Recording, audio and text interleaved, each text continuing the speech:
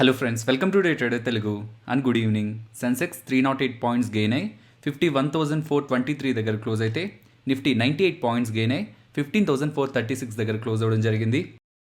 ఓవరాల్గా నిఫ్టీ ఒక ప్రైస్ యాక్టివిటీని మనం గమనిస్తే స్టిల్ ఇంకా మనకి మార్కెట్లో స్ట్రెంత్ ఉన్నట్టు కనిపిస్తూ ఉంటుంది. కాకపోతే నిఫ్టీ 98 పాయింట్స్ దగ్గరగా ర్యాలీ అయింది అనుకుంటున్నాం కదా, దాంట్లో రిలయన్స్ ఇండస్ట్రీస్ మాత్రమే, ఒక్క స్టాక్ మాత్రమే 88 పాయింట్స్ దగ్గరగా కాంట్రిబ్యూషన్ అయితే ఇవ్వడం జరిగింది. బికాస్ ఇవాళ రిలయన్స్ ఇండస్ట్రీస్ 6% దగ్గరగా ర్యాలీ అవ్వడం జరిగింది. రిలయన్స్ ఇండస్ట్రీస్ రిలేటెడ్గా ఉన్న అప్డేట్ ఏంటి అది కూడా మాట్లాడుకుందాం. బట్ ఓవరాల్గా మార్కెట్ రిలేటెడ్గా నిఫ్టీలో వచ్చిన మూవ్ రిలేటెడ్గా మెయిన్ రీజన్ రిలయన్స్ ఇండస్ట్రీస్లో వచ్చిన ఒక స్ట్రాంగ్ ర్యాలీ. వెరాజ్ మీరు బ్యాంక్ నిఫ్టీని గమనిస్తే నియర్లీ 46 పాయింట్స్ దగ్గరగా మాత్రమే బ్యాంక్ నిఫ్టీ పెరగడం జరిగింది. సో నిఫ్టీలో ఒక స్ట్రెంత్ కనిపిస్తూ బ్యాంక్ నిఫ్టీలో ఎందుకని ఇలా వీక్నెస్ కనిపించింది? నిఫ్టీ పెరగడానికి ఎలా అయితే రిలయన్స్ ఇండస్ట్రీస్ ఒక రీజన్ అనుకుంటున్నామో, బ్యాంక్ నిఫ్టీ కొంత కన్సాలిడేషన్ టు కొంత డౌన్ సైడ్ ఫాలో అవడానికి కూడా ఇంకొక ఇంపార్టెంట్ రీజన్ ఉంది. ఇవాళ నిఫ్టీ ఒక రీబ్యాలెన్సింగ్. సో ఈ రీబ్యాలెన్సింగ్లో బ్యాంక్స్ రిలేటెడ్గా వెయిటేజ్ ఎన్ఎస్ఈ వాళ్ళు నిఫ్టీ రిలేటెడ్గా కట్ చేస్తారు ఇవాళ. సో ఈ రీబ్యాలెన్సింగ్లో Axis Bank, ICICI Bank, State Bank of India, IndusInd Bank and Kotak Mahindra Bank రిలేటెడ్గా వెయిటేజ్ అయితే కొంత తగ్గబోతుంది. సో బ్యాంక్ రిలేటెడ్గా రీబ్యాలెన్సింగ్ నిఫ్టీలో జరుగుతూ ఉండడం కారణంగా అది బ్యాంక్ నిఫ్టీ మీద అయితే కొంత నెగిటివ్ ఇంపాక్ట్ ఇవాళ చూపించడం జరిగింది. అండ్ వెరాజ్ నిఫ్టీని స్ట్రాంగ్గా రిలయన్స్ ఇండస్ట్రీస్ సపోర్ట్ చేస్తూ ఉండడంతో నిఫ్టీ అలాగే సెన్సెక్స్లో ఒక stability and strong positive move కనిపిస్తూ బ్యాంక్ నిఫ్టీలో కొంతవరకు కరెక్షన్ అయితే ఇవాళ మనం చూడడం జరిగింది. సో ఓవరాల్ మార్కెట్ ఒక యాక్టివిటీని మీరు గమనిస్తే కొంత కన్సాలిడేషన్ టు ప్రాఫిట్ బుకింగ్ కనిపిస్తుంది. నిన్నటి మార్కెట్ని ఇవాళ మార్కెట్ని చూసినా ఓవరాల్ సెన్సెక్స్ నిఫ్టీ ఇవి మాట్లాడుకున్నప్పుడు మనకి స్ట్రెంత్ కనిపిస్తుంటుంది ఆ నెంబర్లో. కాకపోతే ఎంటైర్ మార్కెట్లో కన్సాలిడేషన్ టు ప్రాఫిట్ బుకింగ్ మనకు కనిపిస్తుంది. స్పెషల్లీ నిన్నటి ఎఫ్ఐడిఐ డేటాలో ఎఫ్ఐఎస్ సెల్ సైడ్ ఉండడం, దట్ టు 660 crores దగ్గరగా సెల్ సైడ్ ఉండడం అనేది కొంత సర్ప్రైజింగ్గా ఉంటుంది. బికాస్ ప్రీవియస్గా ఉన్న డేటాస్ని మీరు గమనిస్తూ వస్తే ఎఫ్ఐఎస్ ఎప్పుడు కూడా మార్కెట్ హై లెవెల్లో ఉన్నప్పుడు యాక్టివ్గా ఉంటారు. మార్కెట్ ఆల్ టైమ్ హైకి వెళ్తున్నా, స్ట్రాంగ్గా ర్యాలీ అయిపోతున్నా డిఐఎస్ సెల్ సైడ్ ఉంటారు, కానీ ఎఫ్ఐఎస్ యాక్టివ్గా బై చేస్తుంటారు. అలాంటిది మార్కెట్ హైయర్ సైడ్ మూవ్ అవుతుంటే కూడా ఎఫ్ఐఎస్ ఇన్యాక్టివ్గా ఉండడం, పెద్దగా పార్టిసిపేట్ చేయకపోవడం అనేది ప్రెజెంట్ కంటిన్యూ అవుతున్న మొమెంటమ్ని క్వశ్చన్ అయితే చేస్తుంది.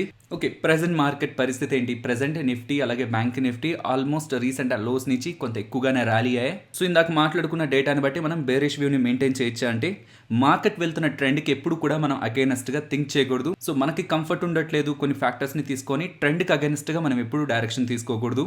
ఒకవేళ తీసుకోవాల్సి వస్తే కూడా ఆ వీక్నెస్ కనిపించిన పాయింట్ ఆఫ్ టైంలోనే మనం ఆ డైరెక్షన్ తీసుకోవాలి. సో ప్రెసెంట్ ఈ పాయింట్లో కూడా మార్కెట్ మూవ్ అవుతున్న విధానం అండ్ మార్కెట్ స్ట్రక్చర్ స్టిల్ బులిష్గానే ఉంది. ఇంపార్టెంట్ సపోర్ట్స్ బ్రేక్ అవ్వనంత వరకు కూడా, సపోర్ట్స్ మనం సండే వీడియోలో మాట్లాడుకుందాం ఆప్షన్ చైన్తో పాటు, ఆ సపోర్ట్ బ్రేక్ అవ్వనంత వరకు కూడా నేనైతే నిఫ్టీ, బ్యాంక్ నిఫ్టీ ఓవరాల్ మార్కెట్స్ని అయితే బులిష్గానే చూస్తున్నాను. ఇవాళ ఇంట్రాడే సెషన్లో కూడా గవర్నమెంట్ దగ్గర నుంచి ఒక స్టిమ్యులస్ ప్యాకేజ్ ఉండబోతుంది. స్పెషల్లీ కొన్ని సెక్టార్స్ రిలేటెడ్గా ప్రీవియస్గా మాట్లాడుకున్న టూరిజం, ట్రావెల్ అండ్ ఇంకొన్ని సెగ్మెంట్స్ రిలేటెడ్గా గవర్నమెంట్ ఆఫ్ ఇండియా ప్యాకేజ్ ఆ స్టిమ్యులస్ని ఇవ్వబోతుందని. ఇది 3 times దగ్గరగా వచ్చింది ఈ అప్డేట్ మార్కెట్లో ఇప్పటివరకు. ఈ రోజుతో యాడ్ చేస్తే సో వచ్చిన ప్రతిసారి మార్కెట్ ఎంతో కొంత మూవ్ అయ్యే ప్రయత్నం చేసింది. కాకపోతే ఇవాల్టి మూవ్కు మెయిన్ రీజన్, స్పెషల్లీ సెన్సెక్స్ అలాగే నిఫ్టీని ఇలా గ్రీన్లో చూడడానికి main reason Reliance industries. So first Reliance industries గురించి మాట్లాడుకుందాం. సో ఈ పెట్రోకెమికల్ బిజినెస్ చేస్తున్న వాళ్ళ రిలేటెడ్గా జెఫరీస్ వాళ్ళు వాళ్ళ రిపోర్ట్లో ఒక అప్డేట్ అయితే చేశారు. స్పెషల్లీ రిలయన్స్ ని మెన్షన్ చేస్తూ వీళ్ళు ఇప్పుడు పెట్రోకెమికల్ బిజినెస్ ని O2C బిజినెస్ లో కంబైన్ చేస్తారు కదా, ఆయిల్ టు కెమికల్ బిజినెస్ ను కంబైన్ చేస్తారు కదా. వీళ్ళ నుంచి వస్తున్న ప్రొడక్ట్స్ లో పాలిమర్స్ రిలేటెడ్ గా ప్రైజెస్ లాస్ట్ ఫ్యూ వీక్స్ నుంచి స్ట్రాంగ్ గా ర్యాలీ అవుతున్నాయి. ఇఫ్ ఈ ప్రైజెస్ ఇప్పుడు ఎక్కడున్నాయో అక్కడే సస్టైన్ అవ్వగలిగినట్లయితే రిలయన్స్ ఇండస్ట్రీస్ వాళ్ళు ఏ ఎబిడాన్ అయితే ఎక్స్పెక్ట్ చేశారో వీళ్ళ పెట్రోకెమికల్ సెగ్మెంట్ లో, దానికంటే 50% బెటర్ నెంబర్స్ రావడానికి పాసిబిలిటీ ఉంది. అది 14% దగ్గరగా వీళ్ళ ఆపరేషనల్ ఎబిడాన్ కూడా పాజిటివ్ గా ఇంపాక్ట్ చేస్తుందని జెఫరీస్ వాళ్ళు పాజిటివ్ కామెంట్స్ చేసేసరికి స్టాక్ లో ఇవాళ మనకి స్ట్రాంగ్ పాజిటివ్ యాక్టివిటీ కనిపించింది. వాళ్ళు ఇవన్నీ చెప్తూ రిలయన్స్ రిలేటెడ్ గా టార్గెట్ ని 2580 రూపీస్ పర్ షేర్ గా అయితే ఇవ్వడం జరిగింది. మోస్ట్లీ వీళ్ళు ఇచ్చే టార్గెట్స్ అన్ని కూడా 12 months కి సంబంధించిన టార్గెట్స్ అనమాట. అండ్ ఈవెన్ రిలయన్స్ రిలేటెడ్ గా ఉన్న ఇంకొక ఇంపార్టెంట్ అప్డేట్ ని మనం నిన్నటి వీడియోలోనే మాట్లాడుకున్నాం. గూగుల్ అలాగే జియో వాళ్ళు కంబైన్ అయ్యి ఒక అఫోర్డబుల్ ఫోన్ ని తీసుకురావాలనుకుంటున్నారని, అది వాళ్ళ డిస్కషన్స్ లో స్టిల్ ఉంది, ఇంకా దాని మీద వర్క్ చేస్తున్నారని గూగుల్ CEO మాట్లాడినట్లు మనకు అప్డేట్స్ వచ్చాయి అనుకున్నాం కదా నిన్న. అది కూడా పాజిటివ్ అప్డేటే, దాంతో కూడా నిన్న ర్యాలీ అయింది. బట్ అగైన్ జెఫరీస్ వాళ్ళు వీళ్ళ పెట్రోకెమికల్ బిజినెస్ రిలేటెడ్గా, పాలిమర్ బిజినెస్ రిలేటెడ్గా పాజిటివ్ కామెంట్స్ చేస్తూ టార్గెట్ని 2580 రూపీస్ పర్ షేర్ ఇచ్చేసరికి కూడా స్టాక్లో ఇవాళ ర్యాలీ అయితే కనిపించడం జరిగింది. నెక్స్ట్ డిష్ టీవీ గురించి మాట్లాడుకోవాలి ఫ్రెండ్స్. ప్రెసెంట్ వస్తున్న అప్డేట్స్, వీళ్ళు మండే 1000 crores దగ్గరగా ఫండ్ రైజ్ చేయడానికి పాసిబిలిటీ ఉంటుందని చెప్తున్నారు.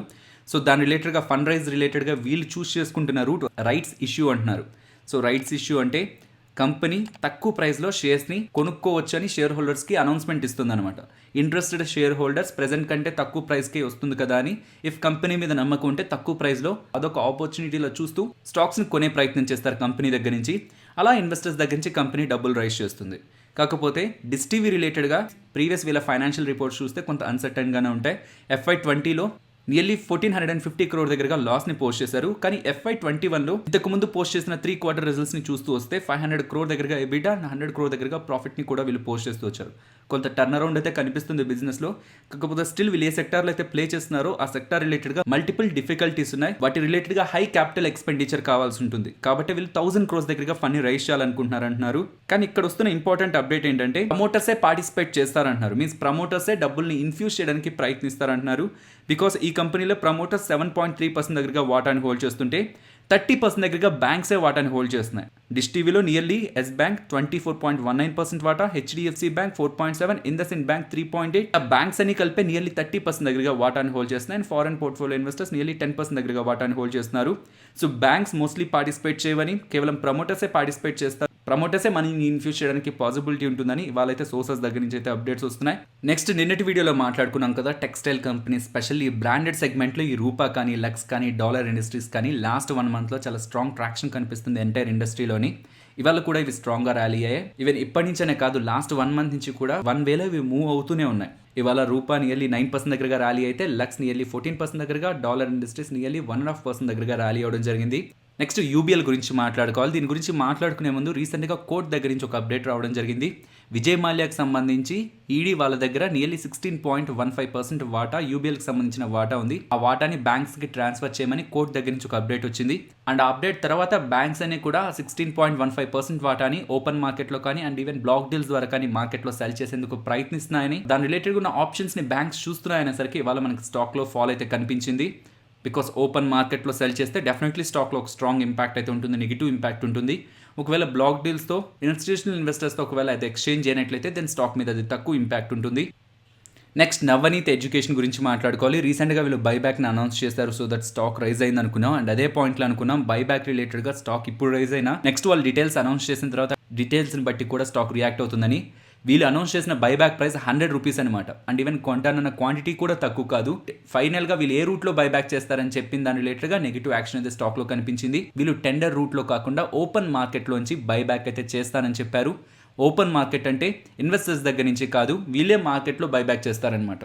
సో అగైన్ ఎప్పుడైనా మీరు బైబ్యాక్ రిలేటెడ్గా డేటాను చూస్తున్నప్పుడు అది ఒకవేళ టెండర్ రూట్ కాకుండా ఓపెన్ మార్కెట్ కానీ అయినట్లయితే దానివల్ల మనకి ఎటువంటి ఉపయోగం కూడా ఉండదన్న విషయాన్ని మనం గుర్తుంచుకోవాలి. నెక్స్ట్ హెస్టర్ బయోసైన్సెస్ గురించి మాట్లాడుకోవాలి. వీళ్ళు ఇంకొంతమంది ప్లేయర్స్ కలిసి భారత్ బయోటెక్ వాళ్ళతో ఒక ఒప్పందం అయితే కుదుర్చుకోవడం జరిగింది. భారత్ బయోటెక్ వాళ్ళు కోవాక్సిన్ మ్యానుఫ్యాక్చర్స్ కదా, సో వాళ్ళతో వీళ్ళు ఒప్పందాన్ని కుదుర్చుకొని కమింగ్ డేస్లో వీళ్ళు కూడా కోవాక్సిన్ మ్యానుఫ్యాక్చర్ చేయడానికి ప్రయత్నిస్తున్నారని, దాని రిలేటెడ్గా 40 crore దగ్గరగా వీళ్ళు డబ్బుల్ని ఖర్చు పెడుతున్నారని కూడా అప్డేట్ చేస్తున్నారు. సో ప్రెసెంట్ వ్యాక్సిన్ రిలేటెడ్గా హై డిమాండ్ నెలకొండడం అండ్ వీళ్ళు కాంట్రాక్ట్ మ్యానుఫ్యాక్చరింగ్ ఆ వ్యాక్సిన్ రిలేటెడ్గా స్టెప్స్ తీసుకుంటుండడంతో స్టాక్లో ఇవాళ మనకి పాజిటివ్ యాక్టివిటీ కనిపించడం జరిగింది. నెక్స్ట్ రెడింగ్టన్ ఇండియా గురించి మాట్లాడుకోవాలి. వీళ్ళు నిన్న మనకి రిజల్ట్స్ని పోస్ట్ చేశారు.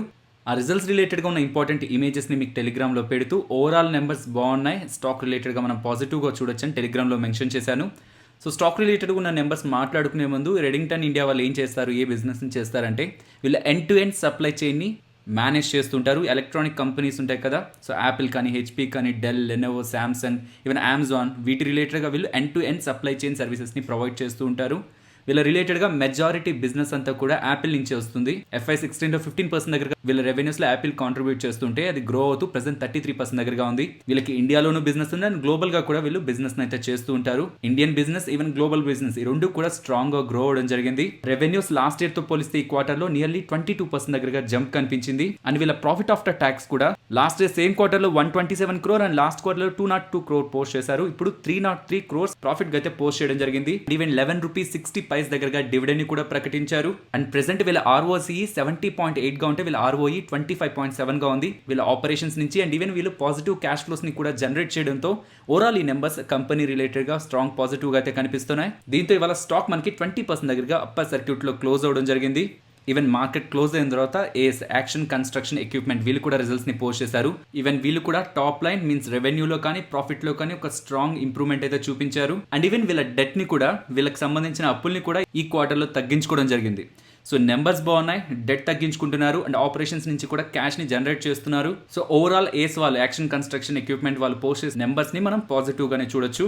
నెక్స్ట్ దీపక్ ఫెర్టిలైజర్స్ వాళ్ళు కూడా నెంబర్స్ని పోస్ట్ చేశారు. మార్కెట్ క్లోజ్ అయ్యే ముందు వాళ్ళ నెంబర్స్ని పోస్ట్ చేశారు. నెంబర్స్ వచ్చాక కూడా 6% దగ్గరగా స్టాక్ ర్యాలీ అయింది. వీళ్ళు 2 సెగ్మెంట్స్లో బిజినెస్ని చేస్తుంటారు. ఒకటి కెమికల్స్, అలాగే ఇంకొకటి ఫెర్టిలైజర్స్. వీళ్ళ కెమికల్ సెగ్మెంట్లో టాప్ లైన్లో 15% దగ్గరగా గ్రోత్, ఫెర్టిలైజర్ సెగ్మెంట్లో నియర్లీ 32% దగ్గరగా గ్రోత్ వీళ్ళు పోస్ట్ చేయడం జరిగింది. అండ్ వీళ్ళ రెవెన్యూస్లో ఇయర్ ఆన్ ఇయర్ కంపారిజన్లో 24% దగ్గరగా జంప్ కనిపిస్తుంటే, వెరాజ్ వీళ్ళ ఎబిడా కానీ ఈవెన్ వీళ్ళ నెట్ ప్రాఫిట్ కానీ చాలా స్ట్రాంగ్గా గ్రో అవడం జరిగింది. స్పెషల్లీ వీళ్ళ ఎబిడా 106% దగ్గరగా గ్రో అవుతుంటే, వీళ్ళ నెట్ ప్రాఫిట్స్ 357% దగ్గరగా గ్రో అంటున్నారు. మీన్స్ లాస్ట్ ఇయర్ సేమ్ క్వార్టర్లో 89 crore వీళ్ళు ప్రాఫిట్ని పోస్ట్ చేస్తే ఇప్పుడు 406 crore దగ్గరగా వీళ్ళు ప్రాఫిట్స్ని అయితే పోస్ట్ చేయడం జరిగింది. ఈ ప్రాఫిట్లో 81% దగ్గరగా ప్రాఫిట్ అనేది కెమికల్ బిజినెస్ నుంచి వచ్చిందని చెప్తున్నారు. అండ్ వీళ్ళు డివిడెండ్ కూడా ₹7.50 దగ్గరగా ప్రకటించడం జరిగింది. అండ్ ఈ Deepak fertilisers and Deepak nitrite, ఈ రెండు దీపక్ స్టాక్స్ గురించి మనం ఈ వైరస్తో ఈ రెండు షేర్లకి లాభాలు ఉంటాయన్న వీడియోలో మాట్లాడుకున్నాం. బట్ రీసెంట్ టైమ్స్లో ఎక్కువగా దీపక్ నైట్రైట్ గురించే మాట్లాడుతూ వచ్చాను. బికాస్ ఆ స్టాక్ రిలేటెడ్గానే మల్టిపుల్ అప్డేట్స్ ఉన్నాయి. సో మనం మాట్లాడుకున్న పాయింట్ నుంచి ఇప్పటి వరకు దీపక్ నైట్రైట్ చాలా స్ట్రాంగ్ రిటర్న్స్ని డెలివర్ చేసింది. అండ్ ఈవెన్ దీపక్ ఫెర్టిలైజర్స్ కూడా మనం మాట్లాడుకున్న ప్రైస్ 117 దగ్గరగా ఇప్పుడు నియర్లీ 309 దగ్గరగా స్టాక్ అయితే ర్యాలీ అవ్వడం జరిగింది. అండ్ స్టిల్ ఇప్పుడు వచ్చిన రిజల్ట్స్ కూడా పాజిటివ్గా ఉన్నాయి. ఈవెన్ దీపక్ నైట్రైట్ వాళ్ళు కూడా మంచి నెంబర్స్ని పోస్ట్ చేశారు. కాకపోతే రిజల్ట్స్కి ముందు నుంచి స్టాక్ ర్యాలీ అవుతూ ఉండడంతో కొంత కన్సాలిడేషన్ అయితే మీకు కనిపిస్తుంది. అండ్ ఈవెన్ సోలార్ ఇండస్ట్రీస్ గురించి మాట్లాడుకోవాలి. వీళ్ళు కూడా నెంబర్స్ని పోస్ట్ చేశారు. వీళ్ళు ఏ సెగ్మెంట్స్లో బిజినెస్ని చేస్తుంటారు, వీళ్ళ సేల్స్లో అవి ఎంత కాంట్రిబ్యూట్ చేస్తూ ఉంటాయన్న డేటాని ఇక్కడ మీరు స్క్రీన్ పైన అయితే గమనించవచ్చు. అండ్ ఓవరాల్ వీళ్ళ నెంబర్స్ని మాట్లాడుకుంటే రెవెన్యూస్ 20% దగ్గరగా క్వార్టర్ ఆన్ క్వార్టర్ కంపారిజన్లో గ్రో అవుతుంటే, వీళ్ళ ఎబిడా 15% దగ్గరగా, నెట్ ప్రాఫిట్ 17.3% దగ్గరగా గ్రో అవడం జరిగింది. అండ్ ఈవెన్ వీళ్ళ ఆపరేటింగ్ ప్రాఫిట్ మార్జిన్ 21% దగ్గరగా మెయింటైన్ చేస్తున్నారు. అండ్ నెట్ ప్రాఫిట్ మార్జిన్ని 12% దగ్గరగా మెయింటైన్ చేస్తున్నారు. సో టాప్ లైన్ బాటమ్ లైన్లో గ్రోత్ కనిపించడం అండ్ ఆర్డర్స్ రిలేటెడ్గా కూడా వీళ్ళు పాజిటివ్ డేటాని పోస్ట్ చేయడం, స్టేబుల్ క్యాష్ ఫ్లోస్ని ఈ క్వార్టర్లో జనరేట్ చేయడం కూడా స్టాక్ రిలేటెడ్గా మనం పాజిటివ్గా చూడొచ్చు. Nifty bank Nifty levels, option chain డేటాని మనం సండే వీడియోలో మాట్లాడుకుందాం. ఫైనలీ ఇది ఫ్రెండ్స్ మన వీడియో నచ్చిందా? నచ్చితే వీడియోని లైక్ చేయండి ఫ్రెండ్స్. అండ్ ఈ వీడియో మన వాళ్ళకి యూజ్ అవుతుంది అనుకుంటే తప్పకుండా షేర్ చేయండి. అండ్ మన ఛానల్ని సబ్స్క్రైబ్ చేయనట్లయితే ఛానల్లో ఉన్న కంటెంట్ని గమనించండి. ఇఫ్ ఆ కంటెంట్ మీకు యూస్ఫుల్గా ఉంటుంది అనుకుంటే ఛానల్ని సబ్స్క్రైబ్ చేసి పక్కనే ఉన్న బెల్ ఐకాన్ క్లిక్ చేయండి. మరొక ఇంట్రెస్టింగ్ వీడియోతో మళ్ళీ మీ ముందుకు వస్తాను. అంతవరకు టేక్ కేర్. జై హింద్.